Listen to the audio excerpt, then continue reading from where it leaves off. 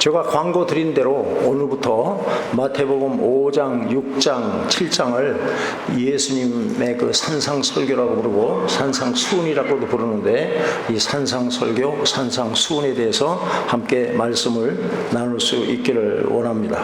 지금 산상설교, 산상수훈의 이 구조는 본론, 서론, 본론, 결론으로 나올 때 먼저 마태복음 5장 1절로부터 16절 말씀을 서론으로 보고, 또 그 다음에 5장 17절로부터 7장 12절까지를 대개 본론으로 봅니다. 그리고 뒤에 나머지 7장 13절로부터 7장 29절까지를 결론 부분으로 일반적으로 나누고 있습니다.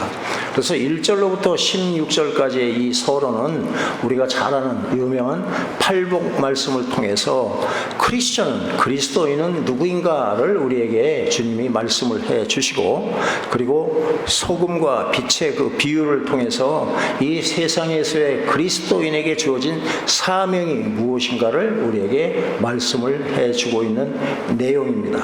5장 17절로부터 또 7장 12절까지의 산상설교의 본론은 크리스천들이, 그리스도인들이 이 세상에서 구체적으로 어떻게 살아가야 할 것인가, 다른 말로 하면 기독교 윤리를 우리에게 주님이 직접 가르쳐주고 계십니다.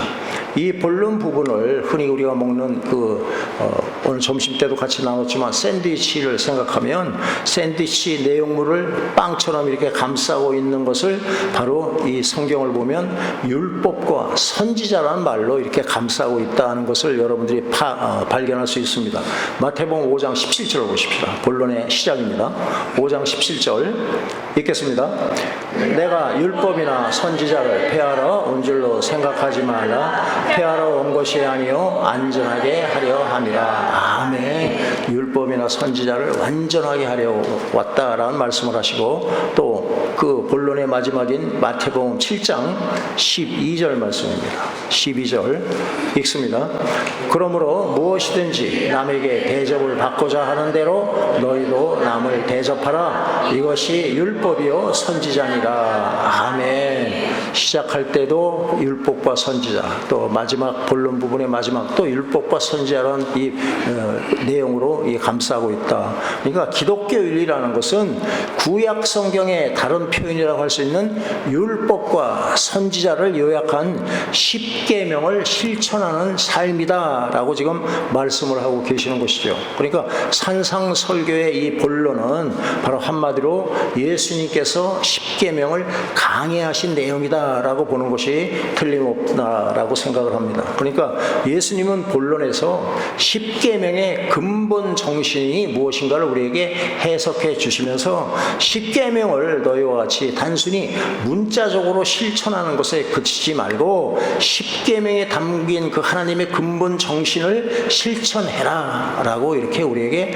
말씀을 해 주시는 내용이 본론의 내용입니다. 그리고 산상설교의 결론 부분은 산상설교의 내용을 우리가 온전히 실천하도록 하기 위한 어떤 경고의 말씀 겸 그것을 삶 속에 적용하는 적용의 말씀이 결론 부분에 나오고 있다라는 것이에요. 오늘은 이 산상수훈, 산상설교의 서론 부분에 해당하는 말씀을 잠깐 나누기를 원합니다. 마태복음 5장 1절 한번 소리내서 읽습니다.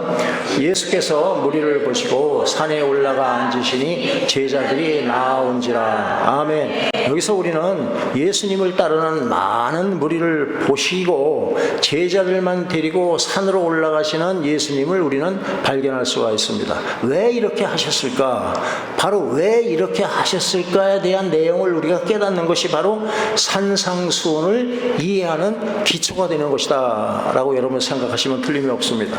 지금 마태복음 4장의 마지막 부분인 23절 이하부터 보면 예수님의 행동이 이해가 되는 것이다. 즉 이때 예수님은 갈릴리 지방에 계셨는데 바로 예수님에 대한 소문이 그 근처를 둘러싸고 있는 수리아 땅에까지 이렇게 아주 그냥 파다한 소문이 났다. 바로 예수님께서 귀신을 쫓아내고 불치병들을 고치는 이런 초자연적인 능력을 가지신 분이라는 소문이 수리아 땅까지 났다라고 말씀을 하고 계십니다. 마태복음 4장 24절, 25절 말씀입니다. 그의 소문이 온 수리아에 퍼진지라 사람들이 모든 앓는 자, 곧 각종 병에 걸려서 고통당하는 자, 귀신 들린 자, 간질하는 자, 중풍병자를 데려오니 그들을 고치시더라. 갈릴리와 데가볼리와 예루살렘과 유대와 요단강 건너편에서 수많은 무리가 따르니라. 아멘. 우리는 예수님의 이 당시의 인기가 얼마나 대단했다는가를 우리는 쉽게 알 수가 있습니다. 그렇다면 그들이 무엇 때문에 예수님을 따라왔을까를 생각하기도 쉽습니다. 그것은 바로 회개하라, 천국이 가까웠다라고 말씀하신 예수님의 말씀을 들었기 때문일까요? 아니면 병을 고치고 귀신을 쫓아내는 이 기적 때문에 예수님을 따라다녔을까요? 이들은 바로 천국 복음이나 말씀의 진리를 알기 원하는 마음보다 지금 기적 때문에 예수님을 따르는 것을 우리는 알 수가 있습니다. 오늘날 우리의 신앙생활도 기적을 따라다니는 이들의 모습과 크게 차이가 나지 않는다는 것을 고백하지 않을 수가 없습니다. 하나님의 말씀이 알고 싶고 예수님이 누구인가를 더 알고 싶어서 교회에 나오기보다는 나에게 필요한 것들, 나에게 어려운 일들의 문제를 해결받기 위해서 나오는 경우가 더 많다는 것을 우리는 부인할 수가 없다라는 것입니다. 우리는 하나님을 믿는다, 예수님을 믿는다고 하지만 하나님 자신을 사랑하고 하나님을 알기를 구하기보다는 어떻게 하면 하나님이 주시는 그런 축복과 선물에 어떻게 하면 그것을 받아 누릴 수 있나에 대한 관심이 훨씬 더 많다라는 것입니다. 예수님께서는 이러한 무리들의 마음을 아시고 무리를 떠나서 산으로 물러가십니다. 그리고 그곳에서 아주 하나님의 택하신 소수의 제자들을 데리고 바로 그 소수의 제자들이라는 것을 다른 표현을 하면 하나님께서 그들의 귀를 열어주셔서 하나님의 말씀을 들을 수 있는 자들, 그 제자들에게 천국의 진리와 크리스천의 삶의 원리를 가르쳐 주신다라는 것은 우리가 알 수가 있습니다. 예수님의 공생의 사역은 병자들을 치유해 주시고 귀신 들린 자들이 노임을 받는 기적을 베푸시는 것으로 시작을 했다라는 것이에요. 이것은 단순한 기적 행하는 것이 목적이 아니고 바로 이 일들을 통하여서, 이 기적 행함을 통하여서 하나님 나라의 본질이 무엇인가에 대한 선포의 말씀이다라고 저는 믿습니다. 네. 우리가 선악과를 따먹은 아담의 형상을 입은 자들의 이 삶은 병들고 썩어지고 또 귀신 들려서 사탄의 종으로 우리는 살아가는 모습이다. 그들이 달려가는 것은 바로 사망밖에는 없다라는 것입니다. 하나님께서는 당신의 아들 보내셔서 사망의 문제들을 해결하심으로 병들고 썩어지고 또 귀신 들리고 죄악된 것들을 새롭게 만들어내시고 새롭게 완성해 내겠다는 완벽한 설계도를 우리에게 지금 보여주고 계시는 것이에요. 이것이 바로 우리가 쭉 말씀을 창세기를 통해서 말씀을 나눴던 창세 전에 세우신 예수 그리스도를 통한 하나님의 구원 계획, 즉 창세전 언약이라는 설계도다. 아멘이십니다. 네, 그래서 주님이 당신의 공생애를 이 사망의 썩은 냄새, 사망의 증상들을 몰아내시는 것으로 시작을 하셨다라는 것입니다. 그러니까 하나님 나라의 본질이란 무엇인가를 여러 가지 말씀과 모형을 통해서 우리에게 설명해 주는 것이 산상설교, 산상순이다라는 겁니다. 예수님의 공생애는요, 바로 가르치시고 천국 복음을 전파하시고 또 병든 자를 고치시는 일이라고 요약을 지금 하고 있습니다. 그러니까 쉽게, 외우기 쉽게 teaching, preaching, healing, 이 세 가지가 예수님의 기본적인 사역이었다. 예수님만이 이런 사역을 하는 것이 아니고 예수님의 제자들, 또 그 제자의 제자들인 저와 여러분들도 말씀을 teaching, 가르치시고 여러분들을 또 이 설교를 하시고 복음을 전하시고 또 예수님의 이름으로 병든 자를 낫게 하는 역사가 우리의 삶 속에 일어나기를 예수의 이름으로 부탁을 드리겠습니다. 여기서 중요한 단어가 바로 천국 복음이라는 것입니다. 예수님께서는 제자들만 데리고 산으로 올라가셔서 천국 이야기를 지금 전하십니다. 그게 바로 산상설교다라는 것이에요. 이 말은 그때 예수님께 나온 허다한 무리들이 예수님께서 가지고 오신 천국 복음의 의미를 오해하고 있기 때문에, 잘못 알고 있기 때문에 제자들에게만 따로 천국의 기초와 근간을 자세하게 설명해 주시기 위해서 무리들로부터 떨어져 나가서 그들과 앉아서 말씀을 가르치시는 모습을 우리는 쉽게 그릴 수가 있습니다. 이 산상설교의 마지막 부분은 우리가 잘 아는 대로 모래 위에 집은 집, 또한 거기에 비교해서 반석 위에 집은 집의 비유로 마칩니다. 다른 말로 하면 신앙의 기초의 중요성에 관한 설명으로 이 산상수훈을 마치는 것이에요. 그러니까 구약을 기초로 한 집은 창수가 나고 바람이 불면 완전히 무너지는 것인데, 하나님의 나라가 기초가 무엇인가를 너희가 깨닫고 반석 위에 그 믿음의 집을 지어라 라는 말씀을 우리에게 하고 계시는 것이에요.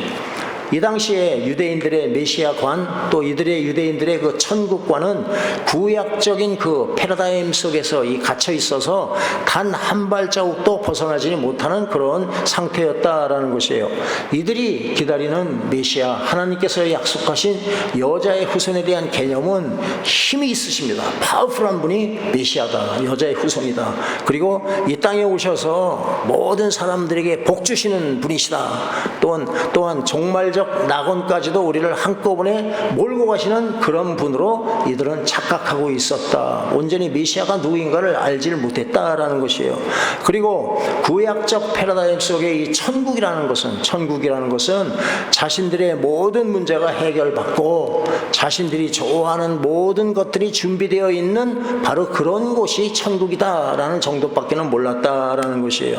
그러니까 이 구원이라는 것도 인간들이 그려놓은 그림대로 와야 하는 것이고, 또 천국도 인간들이 설계한 대로 그 자기들의 생각대로 만들어져야 한다라는 그런 패러다임 속에서 이들은 살았다. 그런데 실제로 어떤 분이 오셔서 지금 귀신들을 쫓아내고 병자들을 고쳐주며 그런 기적을 행하십니다. 사람들은 그러한 기적들의 참뜻, 그 뒤에 숨어있는 그 본질적인 이 내용을 깨닫지를 못하고 자신들의 육적인 필요를 채워주는 그런 엄청난 능력을 가진 예수님께 자신들이 상상한 천국을 기대하면서 몰려다녔다, 따라다녔다라는 것입니다. 자기들의 패러다임에서 묶여서 그들이 그리던 그 메시아, 이분이 그 메시아가 아닐까, 나를 좀 편하게 살고 내가 잘 살게 해주는 그 메시아가 아닐까라는 기대감 속에 예수님을 따라다녔다라는 것이에요. 이들의 그릇된 천국관과 메시아관을 바로 잡아주기 위해서 주신 말씀이 바로 산상수훈의 말씀인 것이라는 걸 여러분들이 먼저 아시기를 바랍니다. 따라서 이 산상수훈, 이 산상설교는 도덕적이거나 윤리적 처세에 관한 이야기가 절대로 아니고, 더더군다나 복받는 비결을 말씀하는 것은 더더욱 아니다라는 것을 미리 말씀을 드립니다. 인간들의 행위와 자격에 상관이 없이 이미 완성이 된 그 하나님의 나라가 어떻게 하나님의 택한 백성들에게 임하게 되는지를 상세하게 설명하는 것이 바로 산상수훈, 산상설교다라는 것입니다. 이 팔복, 유명한 팔복은 전부가 모두가 마카리오이 호이라는 그 헬라어 단어로 지금 시작을 하는 걸 알 수 있습니다. 이것은 감탄문의 형식입니다. 감탄문의 형식. 이것은 그냥 직역을 하면 복 있는 자들아, 복 있는 자여. 그러니까 이미 우리는 이 말씀을 듣는 사람들은 이미 복이 있는 자다라고 지금 선포를 하고 계시는 것이에요. 그러니까 이미 복을 받은 성도들의 현실이 지금 산상수훈 속에서 그려지고 있다라는 것입니다. 그러니까 율법을 잘 지키고 도덕과 윤리를 행함으로 복을 받는다는 그런 내용이 절대로 아니고, 이미 하나님의 신령한 복을 받은 이들, 그래서 천국을 살고 있는 이들이 이 역사 속에서 어떤 모습으로 살게 될 것인지, 그리고 하나님께서 그들을 어떤 모양으로 만들어 가실 것인 거에 대한 선포가 바로 이 산상수훈이다. 이해가 되시죠? 네. 이렇게 살면 복을 받을 것이다가 산상설교가 절대로 아니고, 하나님의 신령한 복을 이미 받은 자, 에베소 1장 3절에 신령한 복을 예수 그리스도 안에서 받은 자들이 너희들의 삶이 이렇게 인도될 것이야, 이렇게 지향될 것이야 라는 것이 산상수훈의 팔복의 내용인 줄로 믿습니다. 그런데 대부분의 사람들이 예수를 믿는다고 하면서도 복의 개념을 아직도 구약적인 개념으로 이해하고 있습니다. 구약의 그 패러다임에서 빠져나오질 못하고 있다라는 것이에요. 그저 우리가 생각하는 건 인간적으로, 인간이라는 게 뭡니까? 선악과를 따먹은 다음에 인간입니다. 이해가 되시죠? 자기가 선악을 분별할 수 있는, 우리가 하나님 앞에 온전히 살아갈 수 있는 방법은 선악과를 따먹지 않고 우리 인간들이 선악의 기준이 없어야지만이 하나님이 기뻐하시는 온전한 상태인데, 그러질 못하고 선악과를 따먹고 나에게 선악의 기준이 생긴 그 상태가 바로 인간의 상태이다라는 것이에요. 우리는 부자가 되는 것이 복이고, 또 애통함이나 고통이 우리가 삶 가운데 없는 것이 복이고, 또한 핍박을 당하지 않는 것이 복이라고 생각을 합니다. 그런데 성경은, 예수님께서는 심령이 가난하다, 또 애통하는 자, 의를 위해서 핍박을 받는 자, 이런 삶을 사는 사람이 바로 복받은 삶이다 라고 지금 말씀을 하고 있습니다. 1차적으로 지금 이런 삶을 사는 사람이 있습니까? 없습니까? 이런 삶을 살았던 사람이 있어요? 없어요? 없습니까? 여러분들 살고 있지 않습니까? 예수 믿고? 예수 안에서 거듭났는데, 거듭난 사람들이 이렇게 못 삽니까? 1차적으로 이렇게 산 사람은 바로 예수님이 이런 삶을 살다가 가신 오직 한 분이시다라고 믿으시길 바랍니다. 그러니까 복 있는 사람이라는 것은 누구의 삶에 연합이 된다는 말씀입니까? 바로 복 있는 사람은 예수님의 십자가와 자기 부인의 삶에, 예수님의 삶에 연합이 된 사람을 말하는 사람, 바로 그 사람이 복 있는 사람이다. 아멘. 예수님이 십자가 질 때 함께 십자가의 고난에 참여하고, 또한 내 자신을 부인할 때, 하나님 앞에 내 자신을 정말 부인할 때 그런 삶을 사는 자가 바로 복 있는 사람이다. 여기서 지금 팔복에만 보면, 동사의 시제를 보면 텐스가 뭐냐 하면 3절과 10절에 천국이 그들의 것이며는 바로 현재형이다. 그러니까 천국은 이미 복 있는 사람들 안에 임해서 바로 믿는 자들과 함께 있는 것이다 라는 말씀을 하고 있는 것이에요. 하나님 나라는 예수님과 함께 우리에게 임하는 줄로 믿습니다. 그래서 예수가 계신 그곳에 함께 있으면서 천국 복음을 듣는 자들에게 너에게 천국이 임했다, 그래서 너희는 복 있는 자들이다 라고 지금 예수님께서 지금 말씀을 하고 계십니다. 지금 주일날 하나님께서 불러주시고 예배의 자리에 참석하면서 이 부족한 종이 전하는 말씀이 사람의 말이 아니고 하나님께서 종을 통해서 주시는 이 말씀이다라고 믿는 저와 여러분들도 복 있는 사람인 줄로 믿습니다. 네. 그리고 나머지 팔복의 동사는 다 미래 시제입니다. 미래. 그 말은 천국이 심노에 들어온 그 제자의 삶을 팔복의 내용으로 인도해 가시겠다는 하나님의 뜻을 지금 말씀하시는 것이에요. 그러니까 예수만 믿으면 금방 그냥 성취가 되는 그런 내용이 아니고 점진적으로 이렇게 이루어 가겠다라는 하나님의 말씀인 것입니다. 그런데 팔복의 내용들을 가만히 이렇게 살펴보면, 다음 주부터 이렇게 나눠 설명을 하겠지만, 인간의 육적 자아가 부인될 때만 나타날 수 있는 내용들이라는 것을 우리는 쉽게 알 수가 있습니다. 그러니까 구약에 얘기하는 그들이 원했던 그들의 패러다임에 있는 그 복은 인간의 자아 실현과 자기 자아를 자꾸 드러내는 것, 나 잘났다, 나 잘났다. 그러니까 내 입장에서만 생각하는 복을 받는 자들을 복이라 하는데, 신약의 복은 그렇지 않다. 자아가 부인되는 것이 바로 하나님 앞에서의 복이다라는 말씀을 하고 계십니다. 이것은 단순히 착한 일을 많이 해라, 또 오래 참고 남을 위해서 봉사해라, 그러면 천국이 너희들의 것이 되고 그에 따른 보상이 있을 것이다 라는 말씀이 절대로 아니라, 바로 천국이 그의 삶 속에 이미 임하게 되면 천국 자체가, 하나님의 생명이 그 사람의 옛 자아를 죽여나갈 것이다, 파괴해 나갈 것이다. 내 자아가 하나님 나라에 의해서 파괴돼 나가는 그것이 복받은 사람이다. 그래서 지금 미래 시제로 이렇게 할 것이다 라는 그 시제로 쓰고 있다라는 것입니다. 하나님 나라는 개념 자체가 하나님의 통치가 온전히 이루어지는 곳을 뜻합니다.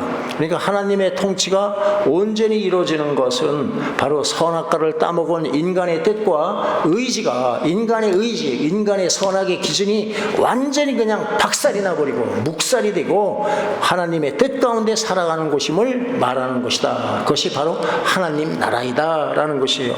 하나님만을 절대적으로 의존하는 자들만이 생존해 살 수 있는 것이 바로 하나님 나라인 줄로 저는 믿습니다. 우리의 육적 자아는요, 내가 우주의 중심이 되어야 하고 하나님처럼의 삶을 살아가고 싶어하는 것이 바로 선악과를 따먹은 그의 죄의 대가이다 라는 것이에요. 그래서 하나님 나라가 내게 임하면, 천국이 내게 임하면 내 안에 있는 내가 갖고 있는 죄성, 다른 말로 하면 내 육적인 자아와 충돌이 일어난다, 싸움이 일어난다. 이것을 우리는 영적 싸움으로 우리는 표현하고 있습니다. 남 얘기하는 것이 아니고 여러분들 얘기하는 겁니다. 제 얘기하는 것이고 여러분들 한 사람 한 사람 얘기를 하는 겁니다. 남의 얘기로 안 듣기를 바랍니다. 로마서 7장 한번 봅시다. 로마서 7장 21절에서부터 25절까지 여러분 잘 아시는 말씀입니다.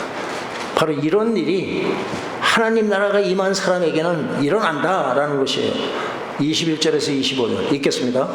그러므로 내가 한 법을 깨달았노니 원하는 나에게 악이 함께 있는 것이로다. 내 속사람으로는 하나님의 법을 즐거워하되 내 지체 속에서 한 다른 법이 내 마음의 법과 싸워 내 지체 속에 있는 죄의 법으로 나를 사로잡는 것을 보는도다. 오호라, 나는 곤고한 사람이로다. 이 사망의 몸에서 누가 나를 건져내랴. 우리 주 예수 그리스도로 말미암아 하나님께 감사하리로다. 그런즉 내 자신이 마음으로는 하나님의 법을, 육신으로는 죄의 법을 섬기노라. 아멘. 바로 이것이 이 땅에서 하나님 나라의 통치를 받는 사람들의 현실이다. 그러니까 이 현실은 내 안에서 선한 싸움을 싸우는 것이 현실이다라는 것이에요. 여기에서 예외되는 사람은 한 사람도 없다라는 말씀을 하고 계시는 것이에요. 그러니까 이러한 고민과 이러한 갈등 속에서 내가 의지하고 살았던 나라는 옛 자아가 하나님 앞에서는 이것은 죄밖에 안 되고 나는 정말 어쩔 수 없는 죄인인 것으로 드러나고 내 자신의 불가능함이 인정되고 또 수긍되며 결국은 결론이 어떤 것이냐? 오라, 나는 곤고한 자로다. 나는 비참한 자로구나. 누가 나를 좀 도와주시옵소서 라는 자기 부인의 자리로 나아가게 되는 것이다. 이것이 바로 신령한 복을 받은 자의 삶의 현주소인 것을 믿으시길 바랍니다. 네. 여러분들, 아직도 내가 하나님의 말씀대로 살지 못하는 여러분의 삶 때문에, 현실 때문에 괴로워하고 계십니까? 여러분들 다 하나님 말씀대로 사시죠. 말씀대로 살지 못하는 여러분들의 현실, 여러분들이 밉지 않습니까? 여러분들, 그런 사람들은요 오히려 감사해야 할 줄로 믿습니다. 왜 그렇습니까? 바로 그런 갈등이 일어나는 것이 바로 내 안에 하나님의 나라가 임했다는 증거이기 때문인 걸 믿으시길 바랍니다. 내 안에 하나님의 나라가 침노에 들어왔기 때문에 내 안에 있던 옛 성품들과 싸움이 일어나는 것이다. 그래서 나는 공고한 자고 나는 무능한 자다. 정말 티끌과 같이 아무짝에도 쓸모없는 이런 아주 정말 악취가 나는 걸음도 매진하지 않는 존재구나를 고백하게 된다. 아멘. 힘들 내십시오. 네. 바로 내 안에 하나님의 나라가 임했다는 증거다라는 것이에요. 나의 죄성과 나의 연약함과 나의 무능함을 깨닫고 주님의 도우심을 구하는 것이 바로 온전한 신앙 생활이라는 것을 여러분들이 확인할 수 있기를 바랍니다. 우리는 바르게 살고 선하게 살아서 구원을 받은 것이 아닙니다. 하나님께서 선물로 주신 그 영원한 생명을 그냥 덥석, 그것도 내 의지가 아니라 나도 모르는 사이에 아멘하고 받아먹고 구원을 받은 사람이라는 나의 실체를 깨달을 수 있기를 바랍니다. 예수님의 이 산상설교, 이 산상수훈은 성경의 모든 기록 중에서도 가장 아름답고 위대한 천국의 말씀들이다라고 학자들은 말을 하고 있습니다. 그렇지만 실제로 이 말씀대로 살아간다는 것은 불가능합니다. 불가능하지요? 아닙니까? 저만 불가능합니까? 저는 불가능합니다. 그래서 많은 사람들이 이 말씀을 읽고 듣는 것은 참 좋아하는데 그대로 사는 것은 그것은 별개의 문제야 라고 생각을 합니다. 그렇지만 이 산상수훈의 요점은요, 크리스천들이 이 세상에서 어떻게 생각하고 어떻게 행동하고 살아야 하는가에 대해서 하나님의 기준을 우리에게 말씀해주고 있는 것이에요. 곧 이것은 크리스천은 크리스천답게 살아야 한다는 것을 우리에게 말씀해주고 있는 것으로 저는 믿습니다. 이것은 바로 가나안 땅, 약속의 땅에 들어가는 이스라엘 백성들에게 하나님께서 하신 말씀과 동일한 말씀이다. 레위기 18장입니다. 레위기 18장 3절 4절 읽겠습니다. 너희는 너희가 거주하던 애굽 땅의 풍속을 따르지 말며 내가 너희를 인도할 가나안 땅의 풍속과 규례도 행하지 말고 너희는 내 법도를 따르며 내 규례를 지켜 그대로 행하라. 나는 너희의 하나님 여호와니라. 아멘. 이 말씀은 하나님의 백성은 하나님의 백성답게 사는 법이 있다라는 말뜻인 줄로 저는 믿습니다. 마태복음 6장 8절에서도 산상수훈 내용 중에서도 그러므로 그들을 본받지 말라라는 말씀을 하십니다. 이방인들도 본받지 말고 외식하는 바리새인이나 서기관들도 닮지 마라. 다시 말해서 너희가 세상 사람들처럼 살지 말고 말로만 예수 믿는 자들처럼 살지 말고 너희는 예수 그리스도의 참된 제자로서 하나님의 백성으로서 하늘나라 백성답게 살아라 하는 것이 산상설교의 여역인 줄로 믿으시길 바랍니다. 산상수훈을 잘 이해하려면 산상수훈의 이 성경적인 배경도 우리는 좀 생각을 해야 한다. 산상설교의 말씀은요, 구약의 메시지와 연결되어 있는 하나님의 말씀입니다. 예수님이 오셔서 전혀 예수님의 다른 말씀을 하는 것이 아니고 구약에서부터 쭉 말씀하신 그 말씀에 연결되는 부분이 바로 산상수훈이다라는 것이에요. 구약에서는 모세가 하나님의 말씀인 율법을 시내산에서 받아서 백성들에게 선포했습니다. 이 신약에 와서는 예수님께서 지금 이 팔복을 말씀하시고 이 산상수훈을 말씀하시는 이 축복의 산에서 제자들에게 산상수훈을 가르치는 그런 모습으로 우리에게 보여주고 있습니다. 우리는 이 예수님의 가르침 속에서 모든 율법의 완성을 보게 된다라는 것입니다. 5장 17절 말씀 아까 읽었던 대로 내가 율법이나 선지자를 폐하러 온 줄로 생각하지 말라. 폐하러 온 것이 아니요 완전하게 하려 합니다 라고 말씀을 하고 있는 것이에요. 그래서 예수님의 이 산상 설교는 구약의 말씀, 모든 하나님의 말씀들의 완성이 되는 것이다 라는 것입니다. 다음으로 우리는 어떤 시각에서 어떤 관점에서 하나님의 이 산상수훈을 배워야 할 것인가를 우리는 생각해 봐야 한다.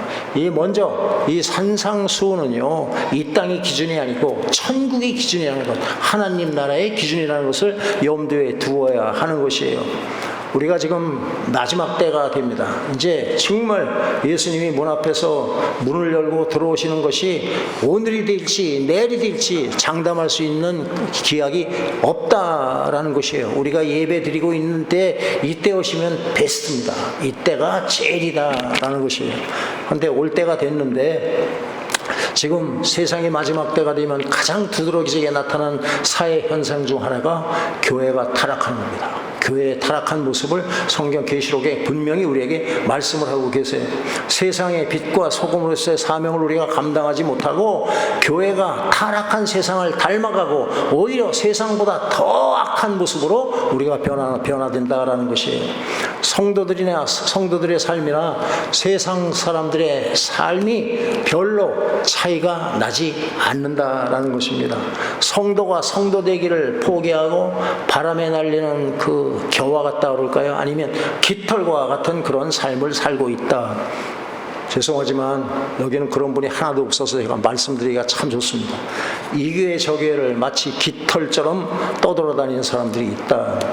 한 곳에 정착하지 못하고 떠돌아다니기 때문에 신앙생활에서 가장 중요한 우리가 말씀과 기도의 훈련, 그러니까 경건의 훈련을 받지 못해서 믿음이 자라나질 못한다. 그것이 현대 신앙 종교인들 크리스천들의 모습이다라는 것이에요.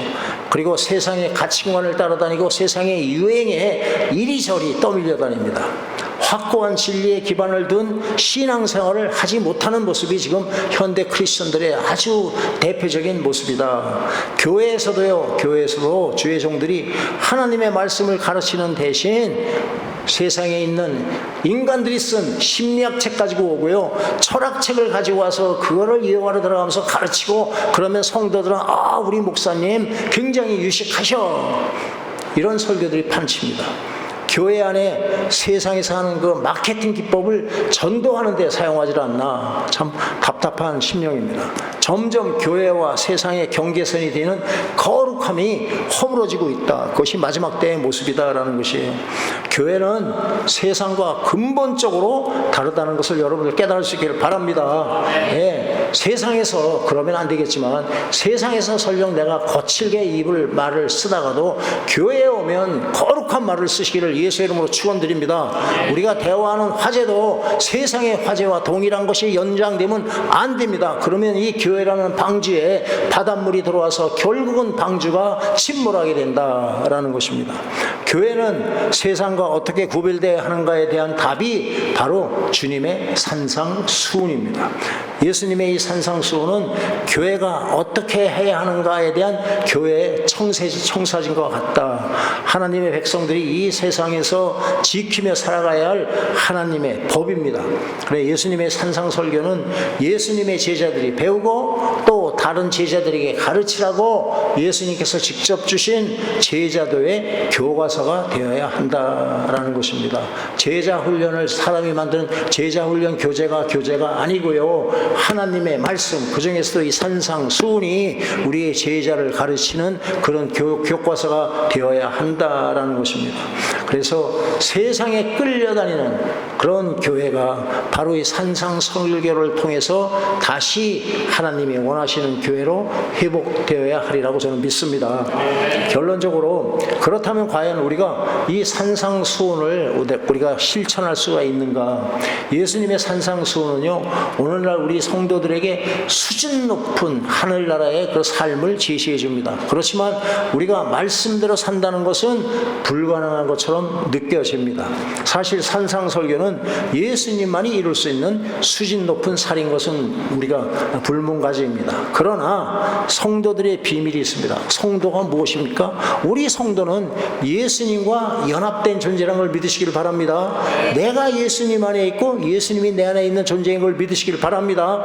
그래서 우리가 예수 믿는 삶이라는 것은 예수님 없이는 불가능한 그런 삶들을 예수님과 함께하기 때문에 살아낼 수가 있다. 우리는 예수님과 연합된 존재이기 때문에 우리는 이 산상수훈 설교대로 우리는 살아낼 수 있다. 나는 살 수 없지만 내 안에 계시는 성령님께서는 이런 삶을 살게 도와주시는 줄로 믿으시길 바랍니다.